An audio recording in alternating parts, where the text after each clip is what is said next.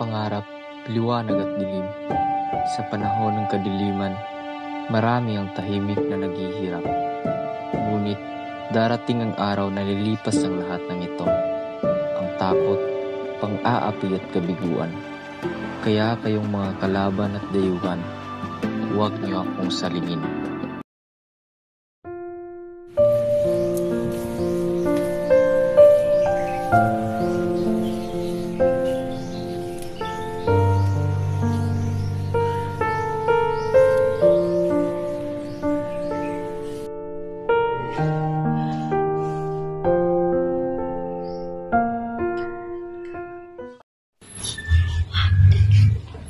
Ipinakilala ko po si Don Crisostomo Ibarra, ang anak ng namatay kong kaibigan. Kadarating lang niya mula sa Europa.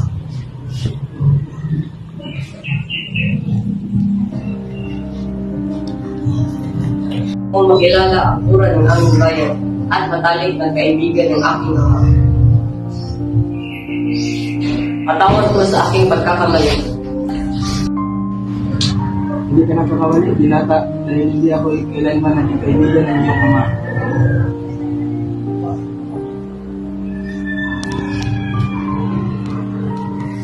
Sabi na pati, kumain na tayo.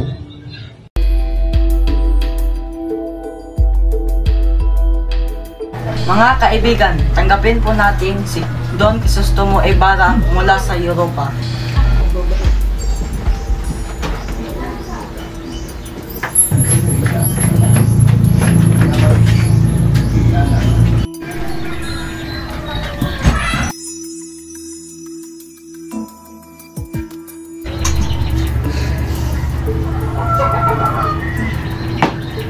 Padre, alam mo ba na hinahangaan ng mga opisyal ng gobyerno itong si Crisostomo Ibarra?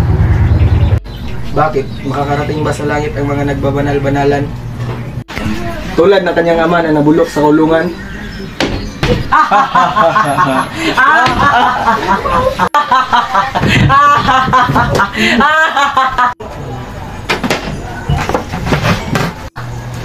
Pare ka ba talaga?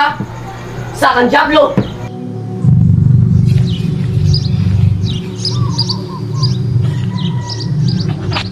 Ay, 7 taon na akong nawala dito at wala lang mang nagbago dito. Nakakalungkot naman.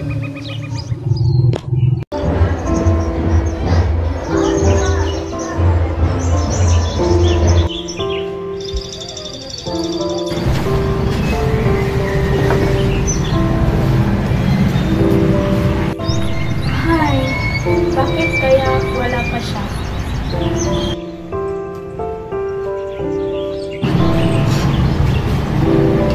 Magandang umaga po. Magandang umaga din sa iyo. Nandito si Maria Clara. Sandali lamang ang siya na naman. Sige po.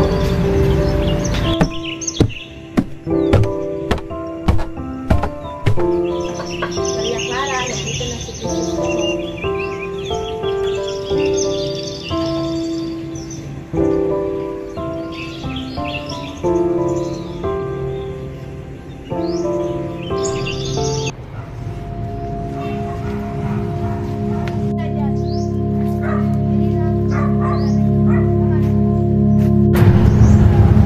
Hindi talaga pumuputos ng iyong kagandahan. Papunta ka lang sa Europa, tila tumamis na yung mga sakit mo. Siguro, madami ka ng babae. Labis ako nagpapasalamat sa iyo dahil nakapagsunduan mo ang ikasal sa magandang babae. Binulang na naman ako. Labis ako nang malila sa iyo, Maria. Labis din ako. Maria, kailangan ko nang pumunta sa San Diego. Bukas, araw ng mga kinay. Mag-iingat ka. Crisostomo.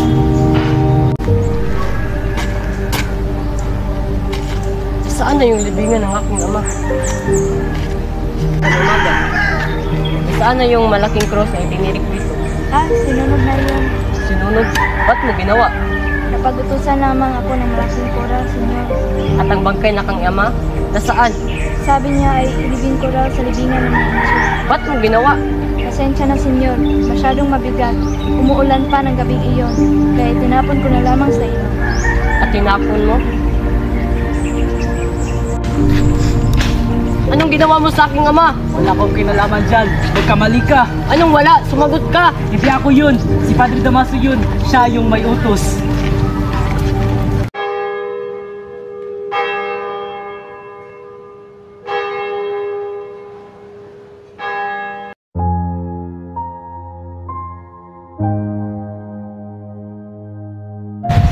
Nomine Patris Spiritus Sancti. Amen. Yan ang aking sinasabi. Huwag niyong tularan ng buhay wasak. Kayong mga inyo. Kayong mga inyo. Matitigas talaga ang ulo ninyo. Magbalik loob na kayo sa Diyos habang kayo naglalasing at nagsasaya. Masusunog na ang kaluluwa niyo sa impyerno. Mamamatay kayong lahat. Wasak na wasak! Kaya tayo minahal ng Diyos. Hindi niya tayo minahal upang maging magnanakaw.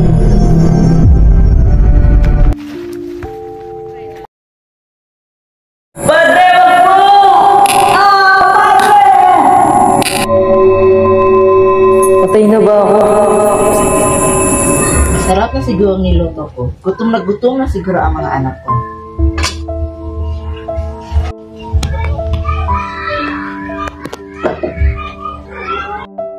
Ano, mapagkain ba? Oo, meron. Nasaan? Bilisan mo.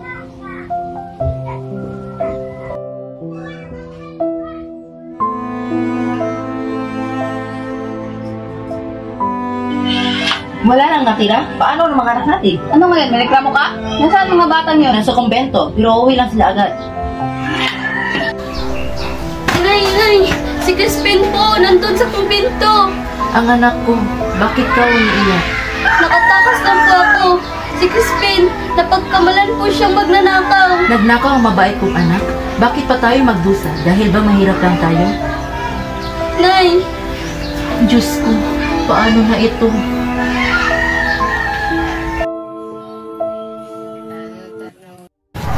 Oh, sige si Potasio. Mukhang masaya kayo ngayon ah. Totoo po. Masaya ako pagkat mayroon akong hinihintay. Ano po yun? Ang unos. Unos? Naliligo po ba kayo? Maligo, hindi po masama. Lalo na kung nakatungo ng marumi. Ano nga po yun?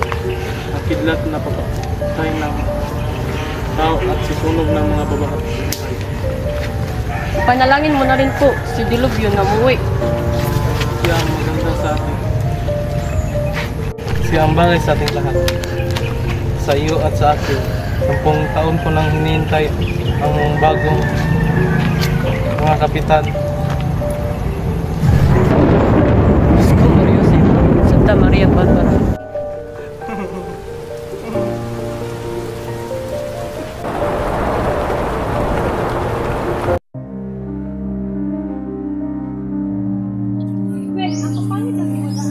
Uy, Labandera, kami ba yung pinare-request? Bakit? Tamaan ba kayo?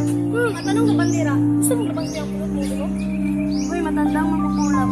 Kung sino nga makapagsalita. Hindi kayo dalawa para kayo mga bata. Alvarez, nasasabihan mo yung isang makukulang. Hindi ka lang isang babae. Sa'yo na, Victor na. Wala man tayo mapaparating. Hoy, ang kapal mo ka mo nagpipili ng mga gagamit.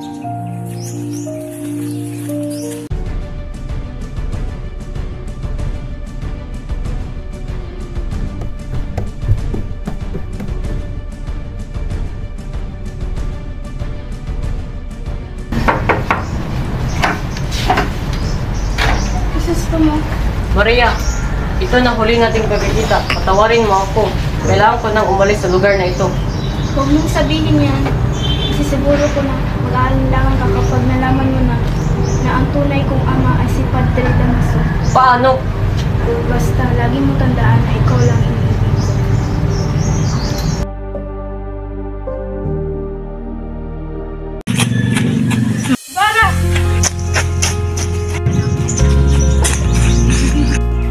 Tumakbo ka na, Ibarra. Hindi na nila kailangan magdusa para sa katotohanan. Huwag mo lang ko lalanin. Ang laban ay magpapatuloy. Ibarra! Sa umaga, hindi mo lang ako makikita.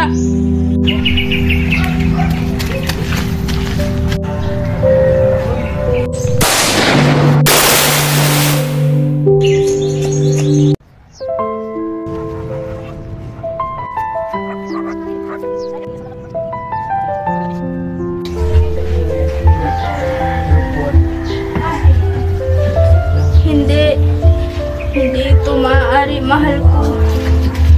Anong nangyari sa iyo, anak ko? Masaya na po ba kayo? Wala na siya.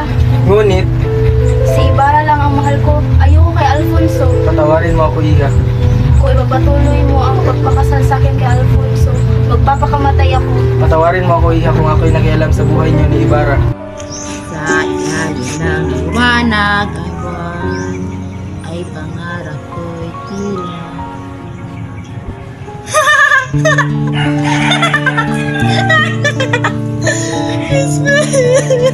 Basilio! Nasaan na kayo? Mga anak ko! Nandito na sila!